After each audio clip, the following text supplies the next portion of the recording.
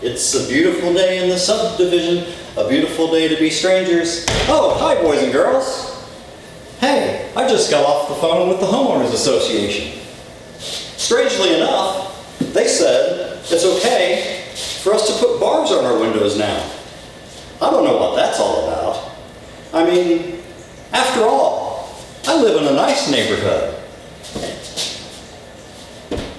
Oh, look at there. It appears one of my neighbors has stopped by for a visit. Let's see who it is. Hi, neighbor.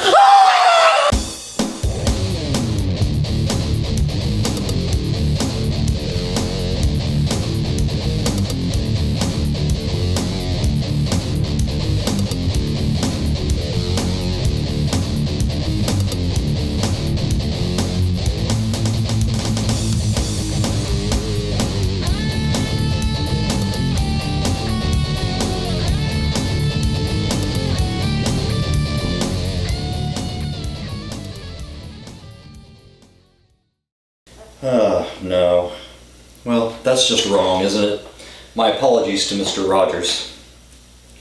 So to you subscribers, welcome back. This is Gamescape webisode number 2. And at the time of this taping, we have 4 members in our Gamescaper program, which means your odds are really good of winning a game. I'm going to draw one now. I said I wasn't going to do this, but I'm going to. Alright, let's see what we got here.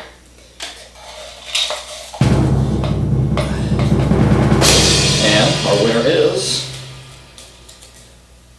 Brock Riblet. Congratulations, you have your choice of History Maker Golf or Formula Day. That's pretty cool. So as you may have guessed by now, we're talking about a zombie game this week. All Things Zombie by 2 Hour Wargames, designed by Ed Teixeira. The original rules, I believe, came out in 2004 or 5. It won the Origins Award for Best Miniatures Game of the Year in 2005. In the 7 years or so that followed, this game was refined and re-implemented actually as a board game. In 2010 there was All Things Zombie the board game, and in 2015 another version of the board game called All Things Zombie Reloaded was released. And both of those are hex-based board versions with counters and stuff that makes the game more accessible to folks who don't have or want to mess with terrain and miniatures and measuring and that sort of thing.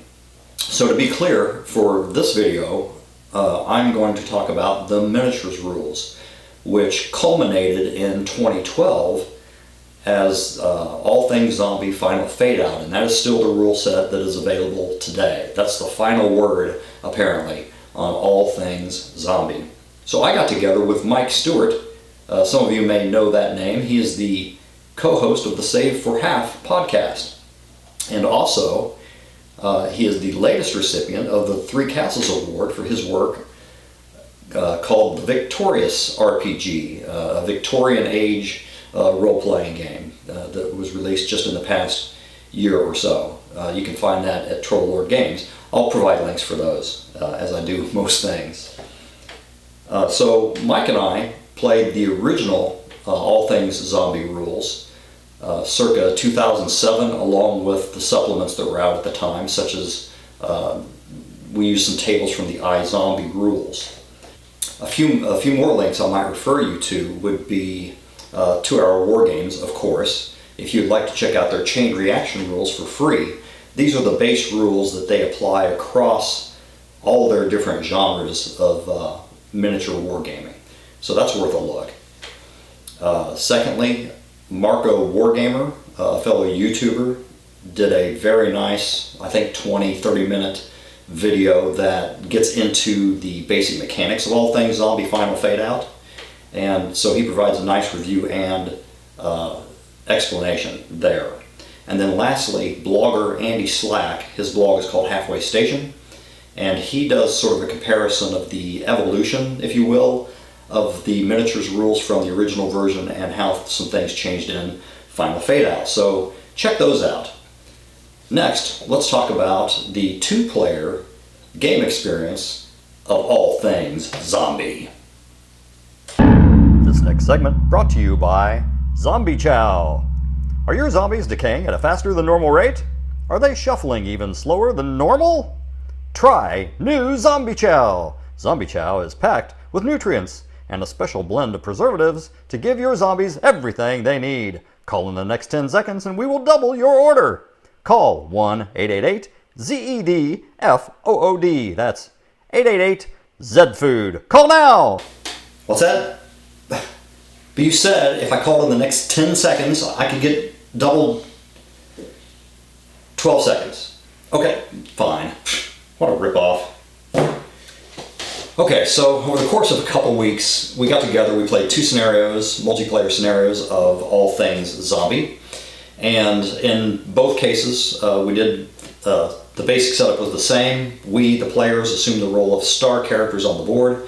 The star characters, as opposed to grunts, they have the ability to mitigate damage and and they've got more free will, so their actions aren't dictated so much by reaction rolls and that sort of thing as would be the case with grunts. Additionally, our enemies were kind of unknown, randomly determined. The term they use is PEFs, or potential enemy forces, on the board. So we didn't really know what to expect in either scenario. In the first one, we had a light understanding of the rules, and Mike had played before, but it had been a while, so he was rusty, and it was my first time out. And so we weren't that well prepared, and as a result, we spent a lot of time kind of flipping through the book, trying to find the right chart for the right scenario and that sort of thing. Nonetheless, despite our fumbling around, and we got a couple things wrong, it was still fun, and I could see the potential for these rules as a good, multiplayer co-op kind of game. It was also strangely quiet because 2 of the 3 potential enemy forces that we had on the board that first time out turned out to be false alarms. Meanwhile, my character was running around with a sword, and so in this game, if you're not making noise, a bunch of noise, then you don't attract as many enemies that way. So then comes the second scenario, 2 weeks later. We've got a better understanding of the rules, a better printout of quick reference sheets. That helps a lot, by the way. And this time we had 3 star players. We didn't use any grunts. There was just the 3 of us. And then we also designated a building on the far side of the map as our objective. We had to save that building, which turned out to be a comic book shop. We had fun with that. But I should also explain the key stat for these characters is called rep, R-E-P, reputation. And that is kind of a number ranging from 2 to 5, 3 to 5 typically, for stars that represents their total experience and badassery in the game. And so in our game, all 3 stars had different rep numbers, 5, 4, and 3, which meant then that we were rarely activated all at the same time. So that has pros and cons as well. If you're really bent on playing a team game and not everybody's active together, then you can't really keep the group together. On the other hand, playing a horror game such as All Things Zombie, then you constantly had somebody isolated and sort of in peril, which is kind of cool. That's sort of the horror movie sort of experience that you get out of this. In this second scenario, we did a better job of supporting each other with coordinating our ranged attacks, trying to get base to base and kind of add bonus dice to melee and that sort of thing. However, we also had a lot more gunplay. There was a lot more action. And because of all the gunfire, especially the shotgun, we attracted way more zombies. And in the end, we got mobbed pretty good. Mike and Liz's character made the ultimate sacrifice, and then my character, a shotgun-toting nun that we called Sister Mossberg, escaped right at the front door of the objective building, got in the building, barricaded herself in there with all these zombies outside. The scenario could have gone on. If we were doing campaign play, it would have been interesting to see what happens after that. But we decided to stop there for our one shot. It was a lot of fun, I thought. Really cool. So looking back at those 2 scenarios, if you're getting into 2-hour war games for the first time, the rules are set up for you to learn it in bite-sized pieces. Definitely do that. You could easily get overwhelmed with all the options and variants and varieties and all the tables and charts, frankly. So, start with a patrol or a simple skirmish scenario, and then add layers there as you see fit. Once you learn the basic rules, the resolution is really pretty fast. It may seem counterintuitive, some of it at first, rolling high, rolling low, rolling 2 dice, rolling multiple dice and that sort of thing, but once you internalize that stuff, it's really worth it. Really cool experience and fast. Secondly, make sure you print out the quick reference sheets and have the ones that you refer to the most at your fingertips, and you'll have a really a much smoother experience learning the game and playing it for the first few times. Now, before we go on to the Game Changer segment, we're going to have a contributor drop by for a visit. Sorry.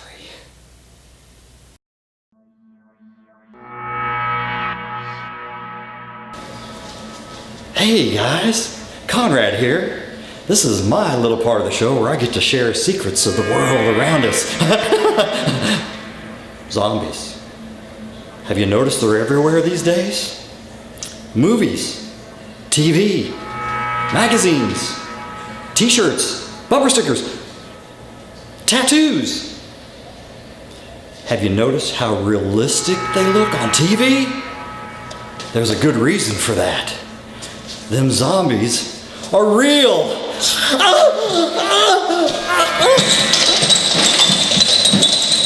I knew this would happen.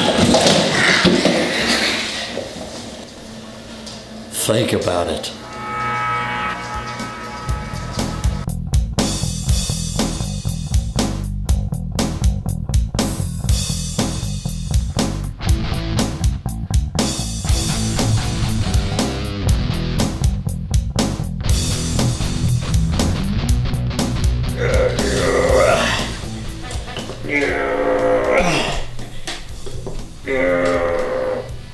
Oh, okay.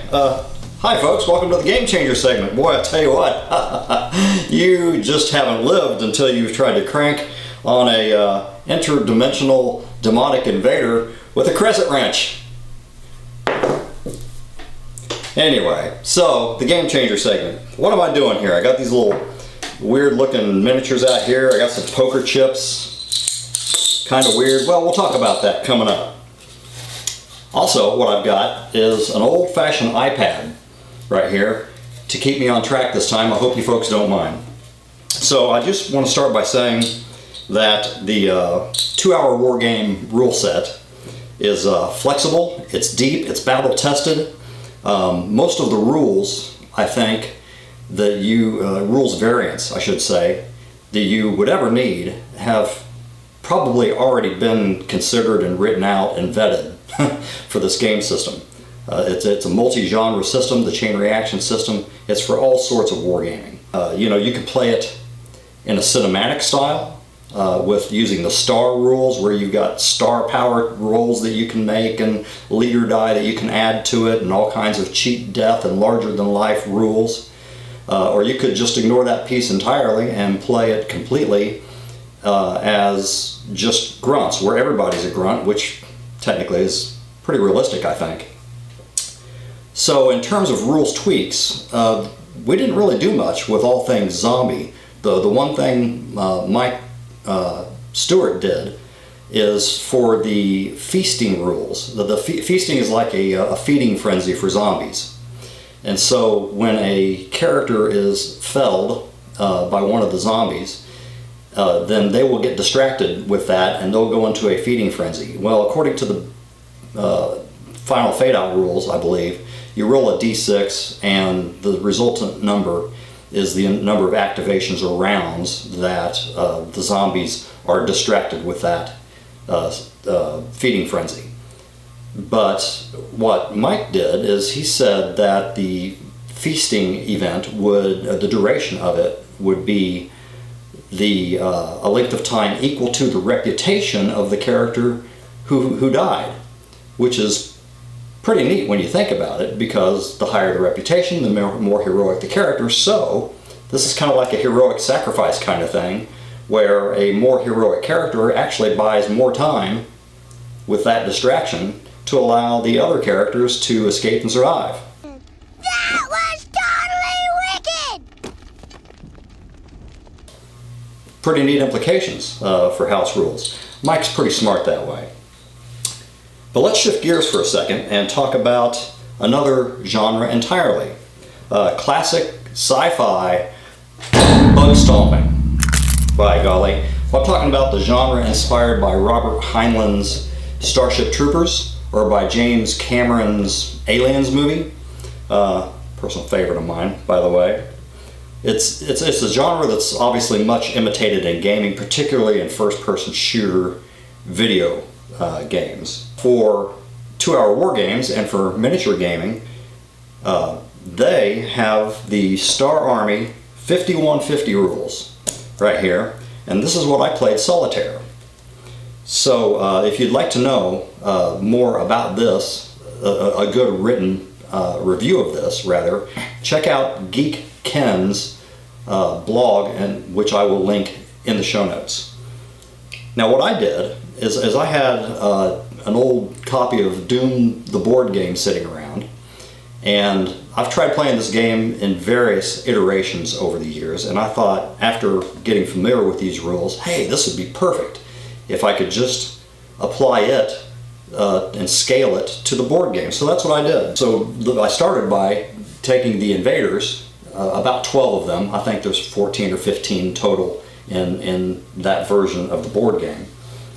And I commenced to converting those to bug stats, using the baseline bug stats from Star Army, and then adjusting from that as the monsters get tougher. And then I added some special abilities which are already spelled out in Doom the board game and convert fairly easily to the Star Army rules. The second thing I did was to create new PEF charts. If you're familiar with 2-hour war games system, PEF is a potential enemy force.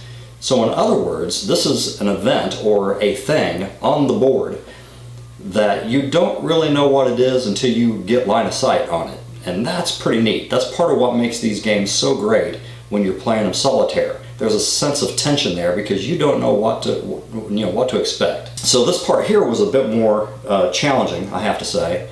What I ended up doing was, the PEFs themselves have a rep stat, which numbers, basically 2 to 5, similar as the characters. So the higher the rep, the bigger the threat, the chances are you're going to have a big bad encounter. And I used the mechanic where you would pass dice. So in other words, you'd roll two 6-sided dice, and in this case, instead of just looking at the number of die passed, you would actually sum the value of those dice that pass, 1 or 2 dice that pass.